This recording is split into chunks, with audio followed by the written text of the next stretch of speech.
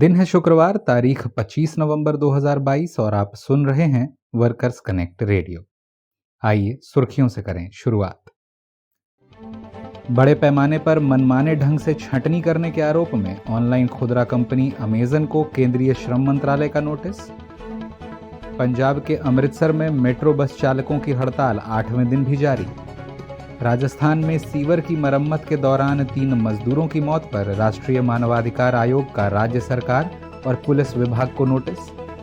चीन में आईफोन बनाने वाली कंपनी फॉक्सकॉन द्वारा माफी मांगे जाने के बाद मजदूरों की हड़ताल समाप्त। और यूरोपीय संघ संसद ने कंपनी की आला कमान में महिलाओं की प्रतिभागिता सुनिश्चित करने वाले कानून को दी मंजूरी।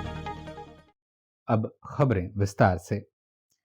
मजदूरों को मनमाने ढंग से नौकरी से निकाले जाने के मामले में केंद्रीय श्रम मंत्रालय द्वारा ऑनलाइन खुदरा कंपनी अमेजन को 23 नवंबर को बेंगलुरु जिले में उप श्रम आयुक्त के समक्ष पेश होने के लिए नोटिस जारी किया गया था।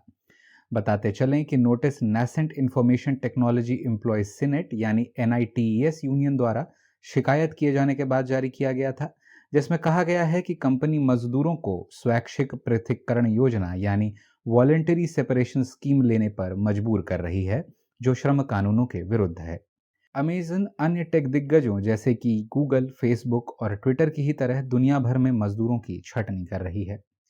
सुनवाई के दौरान कंपनी ने कहा कि वॉलेंटरी सेपरेशन स्कीम लेने के लिए मजदूरों पर किसी प्रकार का दबाव नहीं बनाया गया है और यह पूरी तरह से मजदूर की इच्छा पर निर्भर करता है। इस मामले में अभी फैसला होना बाकी है।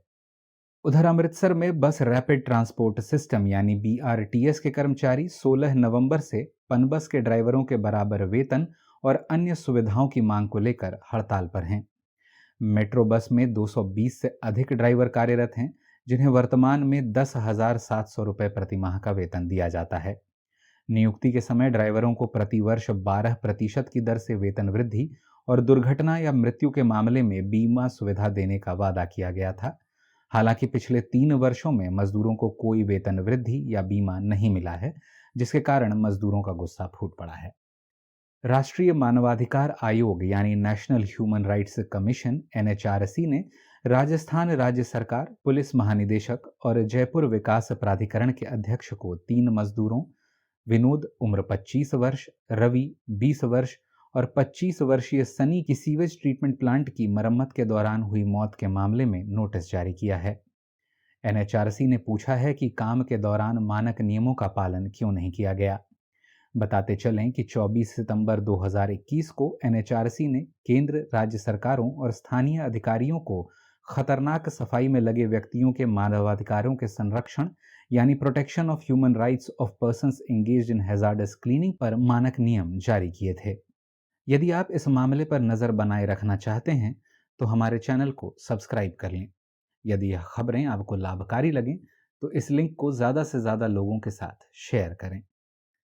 अब कुछ अंतर्राष्ट्रीय खबरें। पहली खबर चीन से, जहां आईफोन बनाने वाली कंपनी फॉक्सकॉन के वेंझा फैक्ट्री के मजदूर कंपनी द्वारा माफी मांगे जाने के बाद काम पर लौट आए हैं। ज्ञात हो कि फॉक्सकॉन फैक्ट्री, जिसे आईफोन सिटी के नाम से भी जाना जाता है, में 2 लाख से अधिक मजदूर काम करते हैं, जो 22 नवंबर से हड़ताल पर थे क्योंकि उन्हें भर्ती के दौरान जारी किए गए विज्ञापन में बताए गए दर से वेतन कम दिया जा रहा था और कोविड महामारी के बढ़ते मामलों को देखते हुए जबरन हिरासत में रखा जा रहा था। हड़ताल कुचलने के लिए पुलिस ने भारी बल का प्रयोग किया, लेकिन मजदूर कंपनी द्वारा वेतन में गड़बड़ी के लिए माफी मांगे जाने और गलती में सुधार के वायदे के बाद ही काम पर लौटे।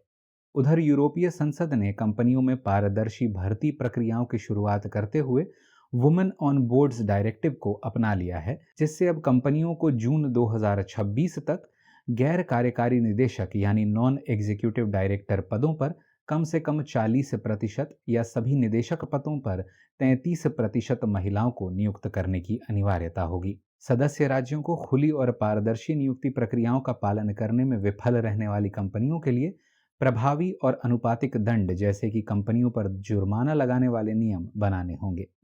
बताते चलें कि यह प्रस्ताव पहली बार 2012 में लाया गया था, जिसे पारित होने में 10 साल लग गए हैं।